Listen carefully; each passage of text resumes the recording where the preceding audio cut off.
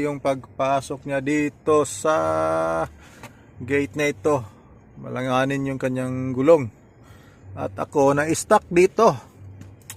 So anyway, antay lang saglit baka makapasok to. At yan ay meron tayong puntahan na barko ngayon. Kaya titignan natin tong istorya.